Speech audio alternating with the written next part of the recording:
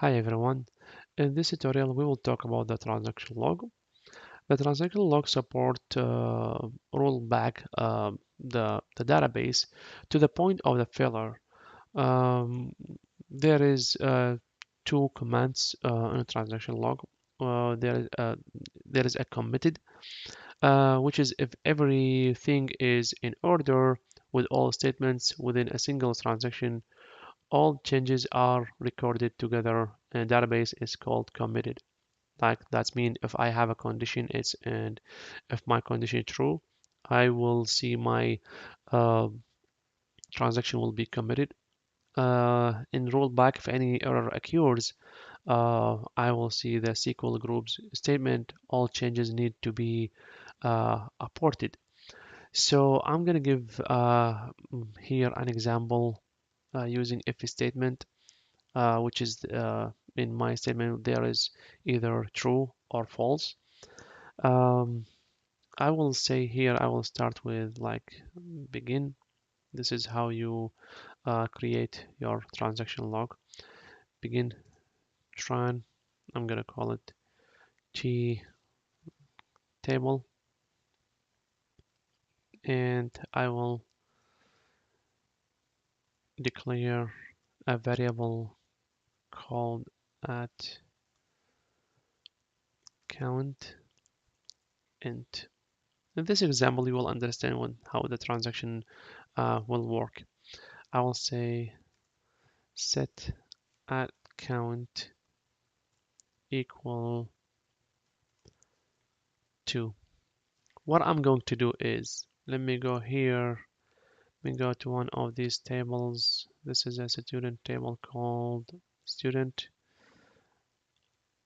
Let me check it here first. Select everything from student. Okay, cool. I will going to check. Uh, I want to insert a name, into this table a name, but this name I don't want to be, of course, a duplicate name. So first and last name. So here I will say set at count equal select uh, count everything from student where student name equal to, like, let's say here Ali.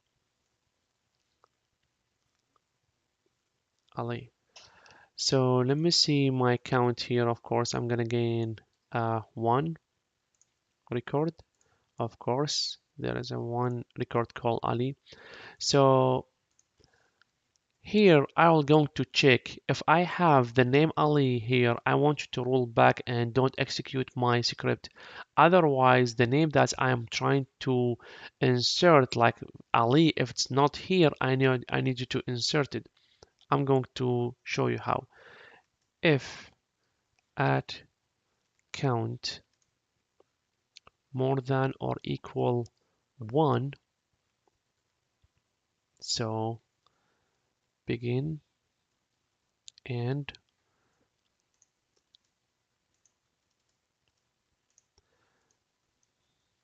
print for me the name already exists. And here where I'm going to use the transaction log, roll back tran t table. Else, else, else it's mean if the name it's not exist, like it's if it's more than or equal 1, that means then there is one or more than a name called Ali. If it's not exist, what I want you to do is begin and, and insert into student. Okay. Student name, student class, student rank, student. Let me go to score and date of birth. The values will be, I want to insert Ali, Ali name, and the class will be junior, and the rank, let's say, is 5. The score is 95. Date of birth, it's anything we can add here. Okay. And here where I supposed to say commit my train. All right. It's called T underscore table. So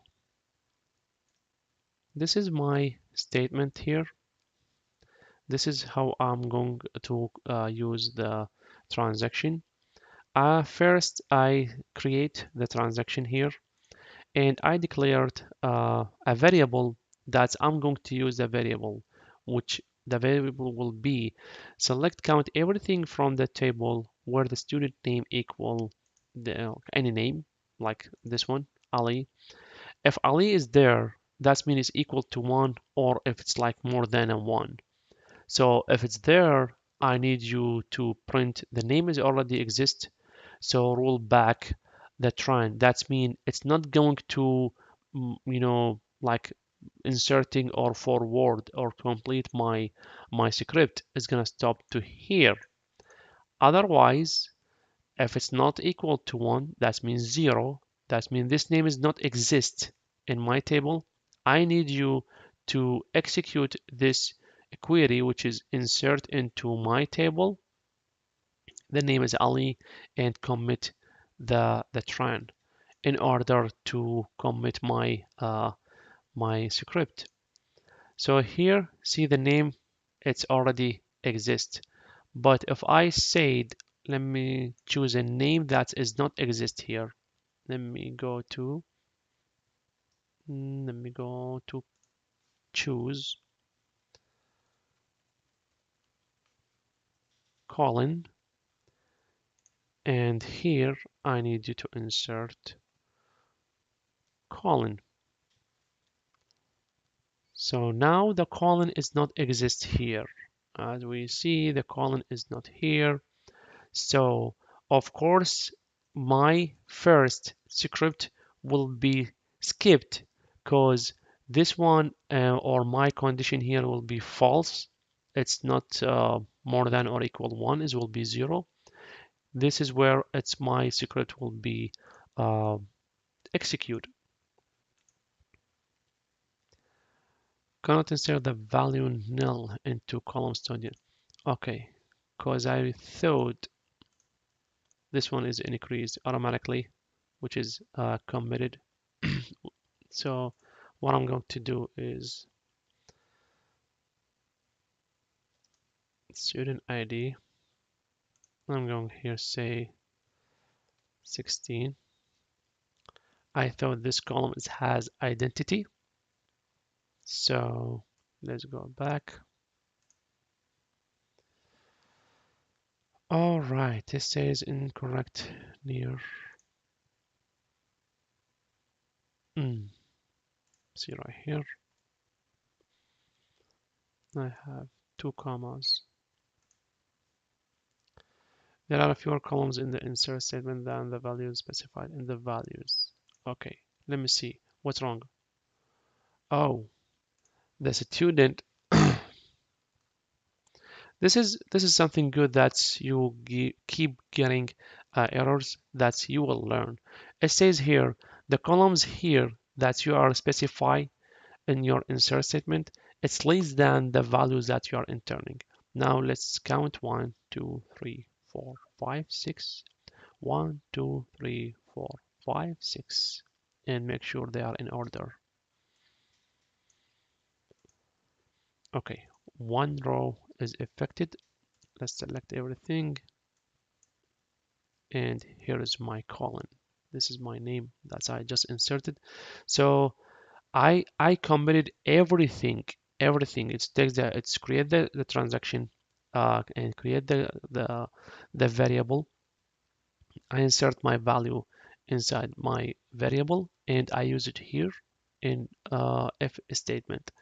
So this is how you are using the transaction log in SQL. Thank you for watching my video and see you for next videos.